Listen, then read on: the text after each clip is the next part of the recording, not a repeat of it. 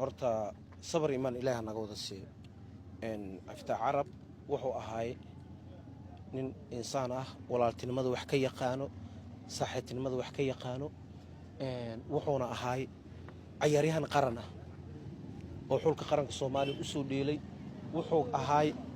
dalka kooxaha ka dhisan kooxaha qaar nin u soo dheelo ahaay maanta waxaa la rabay in meeshan ay ka muuqdaan wixii ehel sports ah inay meeshan ka muuqdaan la rabay khayr Allah siiyo ciyaaryahan Cabbaas aan la joogo iyo Cabdi Casuumey aan meesha ku arkay laakiin dadkay waqtiga isla soo qaateen ama kubadda cagta ay soo wada ciyaareen qof kale meeshan kama imaanin meeshan sports markii la mas'uuliyiin ay leedahay waxay leedahay dad sportiska wax badan u soo qabtay leeyihiin waxa la rabo maanta in ma aragtay meeshaas ay ka wada muuqdaan shakhsi anaga target kuma nihi muhiimadda waxay tahay horta asaga woo dhintay maanta qof wax ku soo celin karta ma laha laakiin waxa la rabay ehel sports maadaama uu yahay waxa la rabay in ay ka muuqdaan sports noocyadiisa kala duwan inay meesha ka muuqdaan waayo maalin haddii aan national team aamatashad waxa taa qaranaata qofka waxa la rabaa qarannimadiisa in lagu qadariyo waayo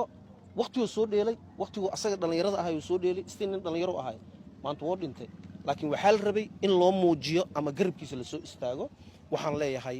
dadka sportiska quseeyo waxaan leeyahay isku laabta ina isku laabatiin muhiim waaye maanta cafita carab ilaahu u baahan yahay qof kale u baahan yahay malaha ilaahu u baahan yahay qof kale u baahan yahay malaha marka idinkan TV-dina aad u maasantiin waxa muujiseen xila is saarteen waan iiga mahadcelinaa xilka aad is saarteen marka aan u wada duceeno laakiin maanta waxa loo baahnaa shakhsi walba sports dheelay ama ha yaraado ama ha weynaado ama xariir ahaado ama macallimiin ahaadaan waxa la rabaa meeshaas in ay ka muuqdaan aniga waqtiga isla soo qaadanay national team ko isla soo metelnay naadiga Elman waa isla soo dheelnay koox badan meelo badan waa ka wada dheelnay waayo waxaan kamid ahay ciyaartooyda qaranka kamid ahay asagi maanta waa tiisa imaaday wax kale aan dhehayna ma laha warka macalinka iga dambeynaya Cabbaas marka waxaan leeyahay ilaahay qabrigiisa waasac Allah uga dhigo ehelada iyo qaraabada oo ka geeriyoodana waxaan leeyahay sabar iimaan Allah ka siiyo wallahi horta shakhsiyadiisa anaga nin aad noogu dhaw ahay u yaraan waxa isnaqaanay 18 sano ka badan isnaqaanaa shakhsiyadiisa wuxuu ahay nin iska afgaaban oo ma aragtay maanta ka fikiro dantiisa iyo familkiisa dantiisa ka fikiro aaba Soomaaliyeedna wuu ahay marka ana warkuma sii dheeraan karo